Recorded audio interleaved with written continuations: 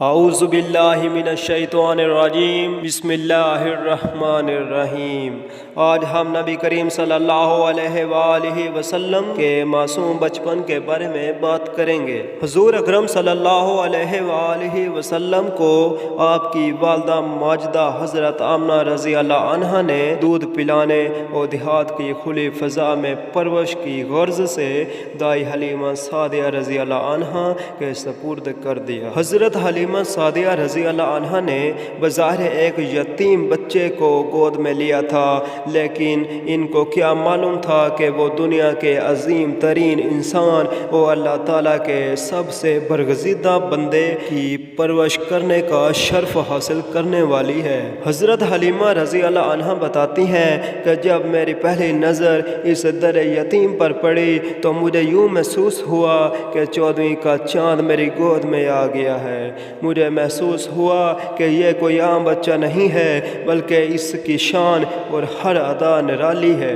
سیرت نگاروں نے ابن اسحاق کے لکھے ہوئے وہ واقعات بھی دہرائے ہیں جو انہوں نے حضرت حلیمہ رضی اللہ عنہا کی زبان سے بیان کیے ہیں کہ جب میں بنی سعد کی دیگر خواتین کے ہمراہ مکہ آ رہی تھی تو میری چھاتی میں دودھ بہت کم تھا، لیکن جیسے ہی میں نے حضور اکرم صلی اللہ علیہ وآلہ وسلم کو گود میں لیا میری چھاتی دودھ سے بھر آئی۔ حضرت حلیمہ سعدیہ رضی اللہ عنہا کہتی ہیں کہ جب میرے شوہر نے کہا اس بچے کو دودھ پلاؤ تو مجھے محسوس ہوا جیسے میری چھاتی میں دودھ لہریں مار رہا ہے۔ میں نے آپ کو اپنی دائیں چھاتی سے لگایا، آپ نے اس سے دودھ پی لیا، پھر میں نے آپ کو اپنی بائیں چھاتی پیش کی تو آپ نے اپنا منہ ہٹا لیا۔ اللہ تعالیٰ نے اپنے محبوب صلی اللہ علیہ وآلہ وسلم کو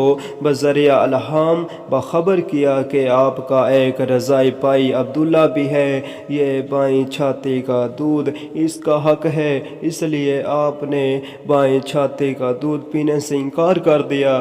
جب قافلہ مکہ سے روانہ ہوا تو حضرت حلیمہ سعدیہ رضی اللہ عنہا فرماتی ہیں کہ میں نے حضور اکرم صلی اللہ علیہ وآلہ وسلم کو اپنی گدی پر اپنے آگے بٹھایا۔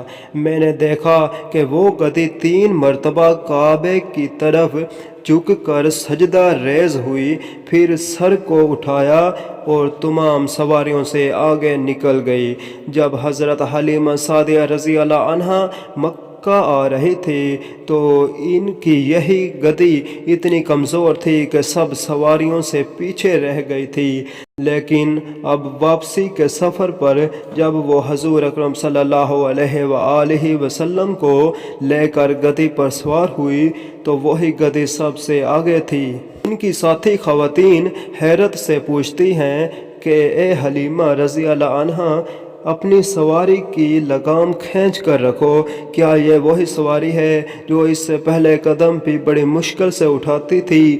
اب اسے کیا ہوا کہ یہ اتنی رفتار سے دوڑ رہی ہے؟ میں نے کہا یہ نہ میرا کمال ہے نہ اس گدی کا کمال ہے، بلکہ یہ اس بچے کی برکت کی وجہ سے ہے۔ سفر ختم ہوا اور حضرت حلیمہ رضی اللہ عنہا اپنے گھر پہنچ گئیں۔ اب گھر میں ہر طرف رحمت و برکت تھی۔ ان کی وہ بکریاں جو بہت کم دودھ دیتی تھیں اب وہی بکریاں بہت زیادہ دودھ دینے لگی۔ خشک سالی بہت تھی لیکن حضرت حلیمہ رضی اللہ عنہا کی بکریاں جدھر جاتی پیٹ بھر کر آتی تھیں اور خوب دودھ دیتی تھیں۔ گھر میں ہر طرف خوشحالی ہی خوشحالی تھی۔